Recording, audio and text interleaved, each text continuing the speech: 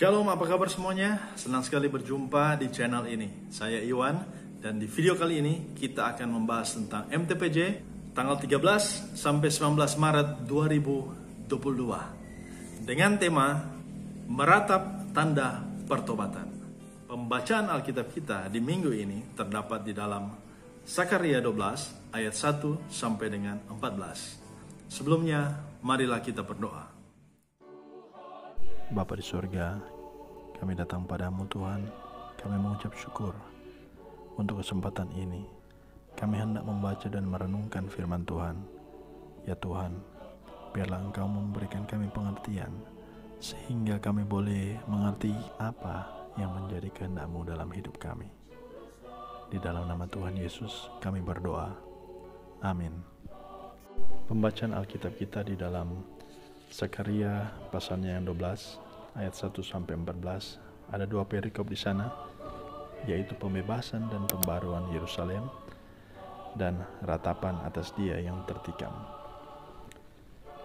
Ucapan ilahi, firman Tuhan tentang Israel. Demikianlah firman Tuhan yang membentangkan langit dan yang meletakkan dasar bumi dan yang menciptakan roh dalam diri manusia. Sesungguhnya Aku membuat Yerusalem menjadi pasu yang menyebabkan segala bangsa di sekeliling menjadi pening. Juga Yehuda akan mengalami kesusahan ketika Yerusalem dikepung. Maka pada waktu itu aku akan membuat Yerusalem menjadi batu untuk diangkat bagi segala bangsa. Siapa yang mengangkatnya pastilah mendapat luka parah. Segala bangsa di bumi akan berkumpul melawannya. Pada waktu itu, demikianlah firman Tuhan, aku akan membuat segala kuda menjadi bingung, penunggangnya menjadi gila. Atas kaum Yehuda, aku akan membuka mataku, tetapi segala kuda bangsa akan kubuat menjadi buta. Sesudah itu, kaum-kaum di Yehuda akan berkata dalam hatinya, penduduk Yerusalem mempunyai kekuatan oleh karena Tuhan semesta alam, Allah mereka. Pada waktu itu aku akan membuat kaum-kaum di Yehuda seperti anglo berapi di tengah-tengah timbunan kayu, dan seperti sulu berapi di tengah-tengah timbunan bulir gandum. Api keduanya akan menjilat ke kanan dan ke kiri segala bangsa di sekeliling, tetapi Yerusalem selanjutnya akan tetap tinggal di tempatnya yang dahulu.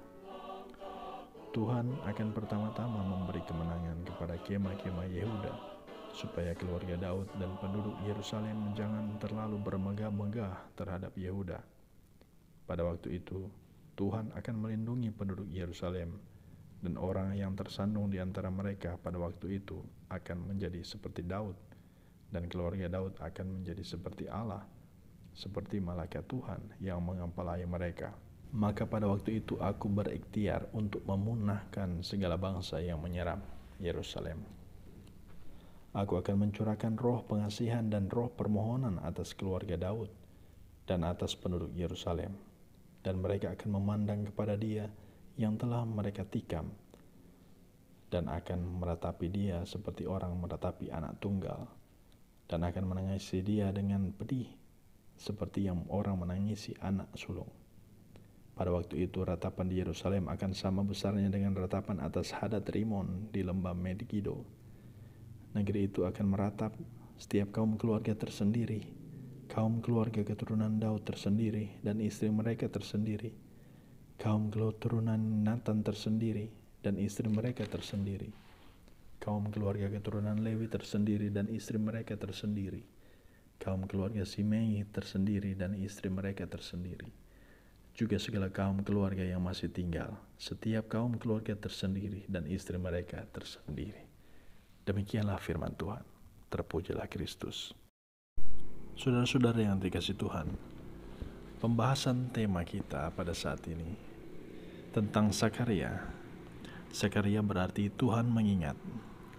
Pasal 1 ayat 1 dikatakan bahwa Sakaria adalah anak dari Berekia, cucu dari Ido, yang adalah kepala sebuah keluarga imam. Sakaria mulai berkarya pada bulan ke-8 tahun kedua zaman Darius memerintah di Persia. yakni dari tahun 522 sampai 518 sebelum Masehi. Kitab Sakaria berisi sastra atau tulisan apokaliptik yang artinya menyingkap atau membuka rahasia yang berfokus pada akhir zaman. Jenis tulisan ini umumnya berisi penglihatan dan gambaran simbolis berupa hewan, malaikat, roh jahat, dan angka. Nabi Sakaria mempunyai pandangan atau visi jauh ke depan mengenai umat Israel yang baru pulang dari pembuangan di Babel, supaya mereka hidup setia di dalam Tuhan dan menata kehidupan keagamaan mereka dengan membangun kembali bait suci yang melambangkan kehadiran Tuhan Allah dalam hidup mereka. Perkataan ucapan ilahi menunjuk pada kata wahyu yang artinya Tuhan berfirman, Tuhan berkata, atau Tuhan berbicara. Dengan pengertian ini, maka apa yang diucapkan oleh Nabi Sakaria adalah perkataan atau firman Tuhan. Dia hanyalah alat Tuhan untuk menyampaikan maksud Tuhan kepada umatnya. Apa isi wahyu itu? Wahyu atau ucapan ilahi itu didasarkan pada Ia yang adalah pencipta alam semesta, yang meletakkan dasar bumi. Tuhan Allah yang berdaulat itu begitu mengasihi umatnya, sehingga Ia membuat mereka menjadi pertanda kehadirannya di bumi ini, yakni menjadikan umatnya bagaikan pasu, artinya piala yang berisi anggur sebagai simbol penghakiman Allah. Bandingkan dengan Yesaya 51 ayat 17 dan 22, juga Wahyu 14 ayat 10. Murka Allah akan menimpah bangsa-bangsa yang tadinya menyepelekan umat Tuhan. Mereka akan menjadi pening, akan mendapat luka. Bagaikan penunggang kuda mereka akan menjadi gila. Umat Tuhan juga disimbolkan bagaikan anglo berapi, sebuah wadah yang terbuka, di atasnya berisi bara api. Artinya, bangsa-bangsa yang menyerang Israel akan dilahap atau dihanguskan oleh api yang berasal dari Tuhan Allah. Umat Israel akan selamat dan tetap tinggal di tempat mereka dengan damai sejahtera. Saudara-saudara yang dikasihi Tuhan, selanjutnya dikatakan bahwa Tuhan akan mencurahkan roh, dalam bahasa Ibrani ruach, artinya roh Tuhan, nafas, semangat, atau nyawa. Juga pengasihan, dalam bahasa Ibrani kane, artinya kasih karunia, belas kasihan, atau mengasihi. Juga roh permohonan, yang dalam bahasa Ibrani diartikan bermohon atau doa permohonan. Tuhan akan menunjukkan belas kasihannya kepada keluarga dan keturunan Daud, serta penduduk Yerusalem, juga menjawab doa permohonan mereka. Umat Tuhan yang dimaksud menunjuk secara umum kepada orang Israel, tetapi juga setiap keluarga untuk meratap. Setiap keluarga akan meratap atau menangisi perbuatan salah dan dosa mereka, seperti meratapi anak tunggal atau anak sulung mereka. Hal ini menekankan bahwa ratapan itu melintasi waktu dan generasi yang diberlakukan secara kolektif, tetapi juga secara pribadi atau keluarga. Bahkan ada juga yang menangis sambil berbicara hendak menyatakan ratapan yang dialaminya. Saudara-saudara, kalimat memandang kepada Dia yang telah mereka tikam dalam ayat 10 menunjukkan betapa dalamnya ratapan dan tangisan tersebut sambil memandang kepada Dia yang mereka tikam sebagai tanda pertobatan yang sungguh-sungguh. Muncul pertanyaan, siapakah Dia yang dimaksud dalam ayat ini? Apakah menunjuk pada Nabi Sakaria atau kepada seseorang dari zaman yang akan datang? Saudara-saudara, Injil Yohanes kemudian mencatat penggenapan nubuatan Nabi Sakaria ini pada penyaliban Yesus Kristus. Pada saat prajurit Romawi menikam lambungnya dengan tombak, kita bisa lihat dalam Yohanes 19 ayat 34, maka keluarlah darah dan air. Hal itu merupakan titik puncak semua penghinaan yang ditimpakan kepada Yesus Kristus, dan dengan pengorbanannya di kayu salib, seluruh umat ditebus dari dosa mereka karena penumpahan darah Yesus tersebut. Sebaliknya, air menyimbolkan penyucian. Pertobatan hanya terjadi ketika kita dipersekutukan dengan Yesus Kristus. Apa makna dan implikasi firman dalam kehidupan kita? Yang pertama, saudara-saudara, kita melihat pengakuan iman rasuli, pengakuan iman Nisia Konstantinopel, dan juga pengakuan iman gereja Masih Injil di Minahasa diawali dengan ungkapan percaya kepada Allah Bapa pencipta langit dan bumi. Ungkapan ini berasal dari apa yang dikatakan di banyak bagian firman Tuhan dalam Alkitab, seperti juga yang ditulis oleh Nabi Zakaria, bahwa Tuhanlah yang membentangkan langit dan meletakkan dasar bumi. Ia adalah Allah pencipta dan pemelihara kehidupan ini. Allah yang begitu peduli dengan umat manusia yang adalah ciptaannya yang termulia. Kepedulian Allah ditunjukkan melalui kedatangan anaknya Yesus Kristus ke dunia ini sebagai wujud nyata kasih-Nya kepada kita.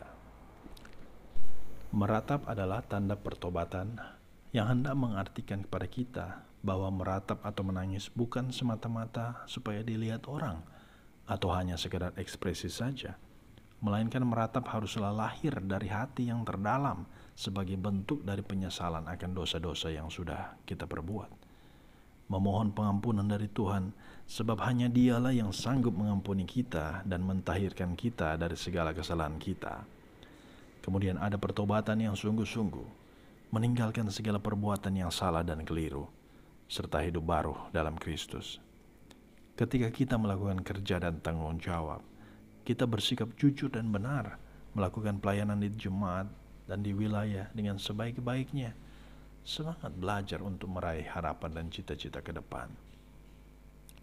Saudara-saudara, sebagai gereja secara institusi dan organisasi maupun pribadi, kita diajak juga untuk berdoa dalam kesungguhan, memohon belas kasihan Tuhan Allah bagi bangsa dan negara, supaya terus dilindungi oleh Tuhan. Berdoa supaya umat Tuhan tetap hidup mengandalkan Tuhan, menjaga kekudusan rumah tangga, serta tetap setia di dalam Tuhan. Menggumuli kehidupan kita, generasi ini dan juga generasi yang akan datang, generasi-generasi muda saat ini, supaya mereka hidup secara bertanggung jawab dan tetap mempertahankan jati diri sebagai orang percaya. Kita akan memandang Dia yang tertikam itu sambil terus membangun komitmen untuk rajin berdoa, rajin baca Alkitab, giat bekerja. Bahkan kita terpanggil untuk terus memberitakan Injil keselamatan kepada banyak orang. Saudara-saudara, gereja kita dalam waktu dekat akan menentukan pilihan mereka-mereka yang akan duduk di dalam BPMS dan juga Kompelka Biprah Arah Sinode. Marilah kita doakan sama-sama agar supaya mereka memiliki keterbebanan untuk memberitakan Injil dan juga hidup seperti apa yang Yesus kehendaki bagi kehidupan seorang pelayan. Amin.